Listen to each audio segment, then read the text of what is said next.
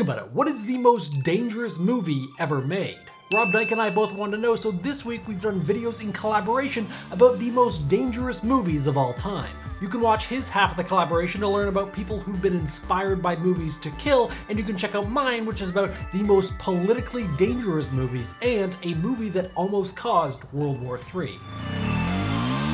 Hi, I'm Dylan, and if somehow you managed to miss it, Seth Rogen and James Franco's latest comedy has somehow turned into the single largest source of political unrest between the United States and North Korea in years. It all started with one of the biggest corporate hacks of all time, in which a bunch of not actually very interesting information about Sony Entertainment Pictures was released. Similar to when all of our favorite celebrities had their privacy brutally and awfully ripped away from them in the new photo leak of 2014 titled The Fappening. A bunch of sensitive information was released, like emails about Angelina Jolie kind of being a bit of a diva.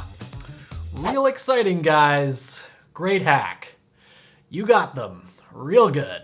Around the same time, Sony was set to release the latest bromance from Seth Rogen and James Franco, The Interview, a film about Seth Rogen and James Franco as bromantic journalists going to North Korea to assassinate their #1 fan, Kim Jong-un. I had the chance to watch it the other night, and it's exactly what I expected, but I suspect it's not the quality of the film that has North Korea or the hackers or whoever up in arms. Earlier in the year, North Korean officials, in response to, I guess, the trailer for The Interview, promised a merciless response were The Interview to be released. They also said that the US government's failure to stop the film from being released would be considered an act of war. The original cut of The Interview's Kim Jong-un's death scene featured his face melting off, which was toned down for the final cut as to appease North Korea. Come November 24th, Sony was hacked. The group who claimed responsibility was the GOP, or Guardians of Peace, who later demanded Sony cancel The Interview,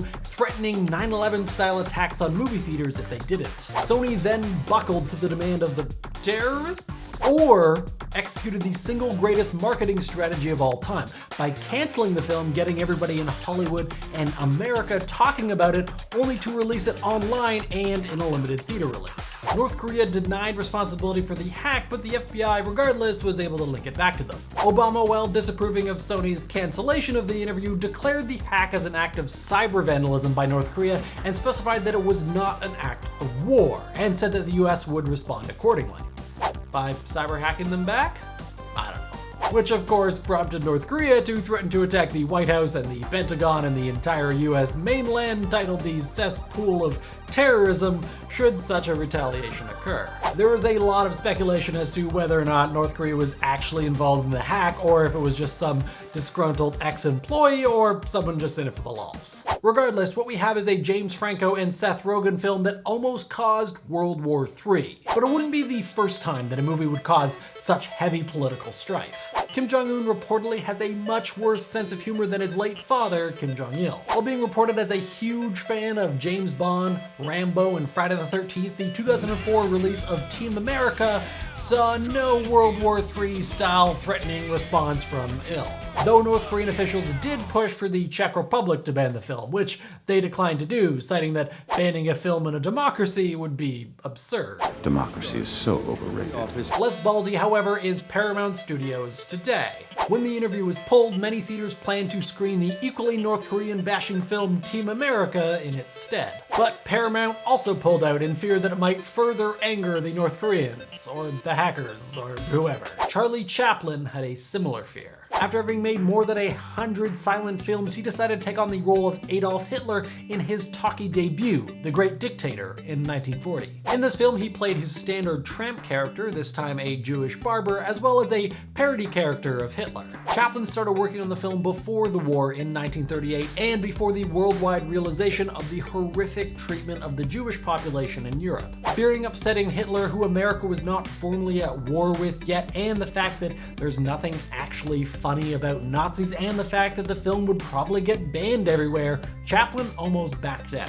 When President Roosevelt heard about his concerns, he sent him a message saying, "Make this film," and he said he would ensure that none of America's allies would ban it. Surprisingly, Hitler was actually a huge Chaplin fan, and apparently he screened The Great Dictator twice, which, according to a member of his inner circle, Hitler found hilarious, and is also why Hitler has that same mustache as Charlie Chaplin. While the interviewed Team America and The Great Dictator didn't really hurt much beyond political feelings, some movies have much more physical effects. Innocence of Muslims is an anti-Islamic short film that is somewhat of a mystery. The film mocks the Prophet Muhammad, depicting him as a womanizer, child molester, and murderer. Upon its release online, the film sparked riots in Egypt, Bangladesh, Malaysia, and Pakistan, resulting in hundreds of injuries and over 50 deaths. Washington had to deny any involvement in the production of the film, and a Pakistani minister offered a bounty for the killing of its producers. But the mystery is, none of the actors or the crew members knew it was an anti-Islamic movie when they were making it. Apparently, all the offensive references to Islam and Muhammad were dubbed in post-production.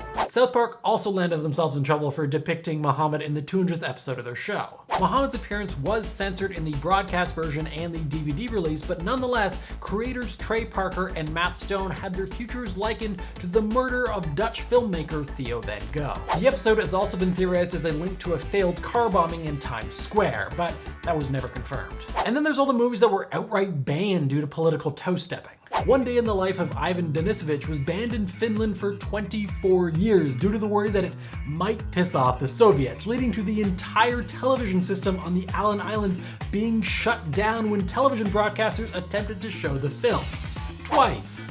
2 years apart. And then there's the Israeli ban on 1957's Girl in the Kremlin for the same thing, and the 28-year French ban on Battleship Potemkin due to the fear that it could inspire yet another French Revolution, and the switch from China to North Korea as the villains of 2012's remake of Red Dawn as to not risk American investments, and the 1943 Nazi version of the Titanic, and censorship is the act of suppressing information that may offend, and maybe what this all means is that it fundamentally doesn't work. The films and videos that we saw that were censored still offended the people that they were censored for, and the act of censoring hurt the satirical message behind them. Instead of pushing civilization forward through satire, they were silenced out of a fear of something that ended up happening anyway. And in light of recent events in Paris where real people were killed doing really important work, it's almost laughable to think that a country could threaten war over a movie that is popularly described as